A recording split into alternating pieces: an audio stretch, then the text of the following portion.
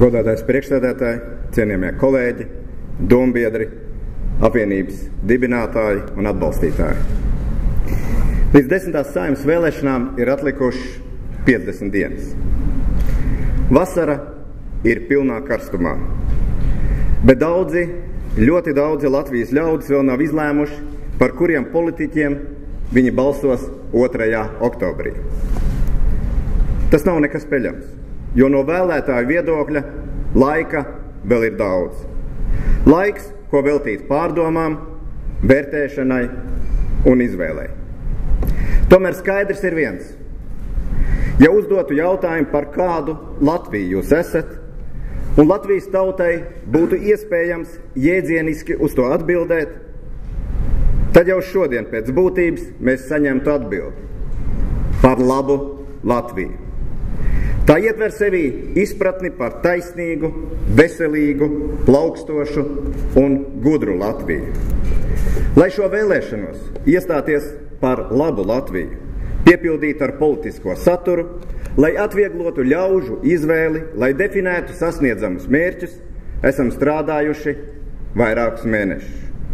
Ir tapusi programma, kas nav tukša sapņošana, bet gan konkrētas, ļoti konkrētas apņemšanās. Ja kāds tos uzskata par neizpildāmiem solījumiem, tad mūsuprāt, tas vairāk apliecina viņa paša neizlēmību un mazspēju. Mēs stādām ļoti grūtus, ļoti augstus mērķus, bet motivētā un mērķtiecīgā darbā sasniedzamus mērķus. Tie ir Latvija, viena no izcilākajām mazajām ekonomikām pasaulē.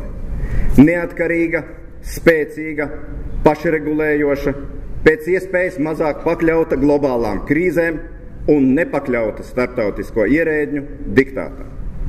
Ja vēlaties, sauciet to par valstisku nacionālismu, bet būtība ir Latvijas intereses pirmajā vietā.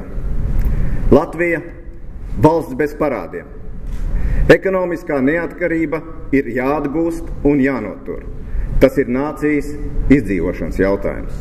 Bez ekonomiskās neatkarības arī valstiskā neatkarība būs apdraudēta. Nācijas attīstība, gadiem velkot nepanesamu parādu jūgu, nav iespējama. Līdz ar to ir vajadzīgi pieredzējuši sarunu vedēji, kas ar spēku, ar drosmi un diplomātiju pāršķir jaunu lapusi mūsu valsts liktenī. Nodokļi, kuri ir gana zemi, lai būtu samaksājami, bet kurus maksā visi. Visi kā viens. Tikai tā ir iespējams iedvesmot Latvijā uzņēmīgos ļaudis, ražot, pūlēties, nodrošināt darba vietas, uzņemties biznesa riskus, gūt gandarījumu par paveikto un vienlaikus nodrošināt tās sociālās apņemšanās, kuras arī atrodamas mūsu programmā. Būtiski labāka, mūsdienīgāka izglītība, bezmaksas veselības aprūpe ne tikai bērniem, bet arī pensionāriem, kam pāri 70, par 10 gadiem ilgāks dzīves ilgums visiem Latvijas iedzīvotājiem un patiesa atbilstība mūsu definētajam pamatprincipam līdz pensijai cilvēks uztur valsti, pēc tam valsts cilvēku. Viss, ko minēju, viss, ko es iepriekš minēju, ir pakārtots tikai vienam adresātam – Latvijas cilvēkiem.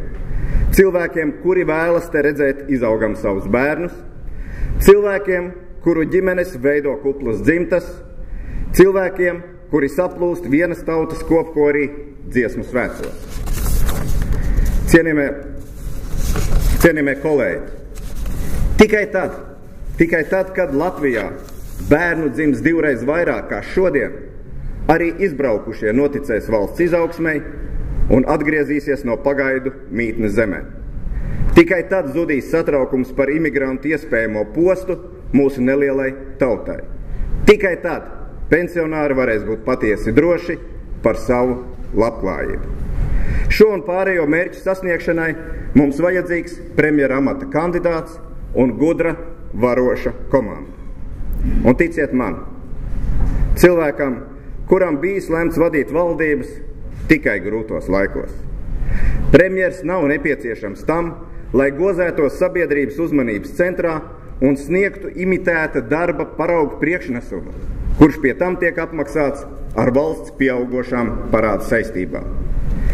Latvijai premjers ir vajadzīgs smagam, neatlaidīgam darbam, nepiekāpībai, izturības pārbaudei un drosmes paraugstundai. Mums vajag premjeru, kuram Latvijas cilvēki ir un būs pirmajā vietā. Latvija jau nereiz vien ir bijusi smagās ekonomiskās situācijās.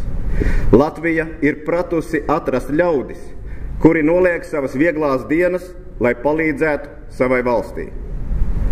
Esmu pārliecināts, ka šāds cilvēks ir atrasts arī šoreiz. Apvienības par labu Latviju ministru prezidenta kandidāts Ainārs Šlesers.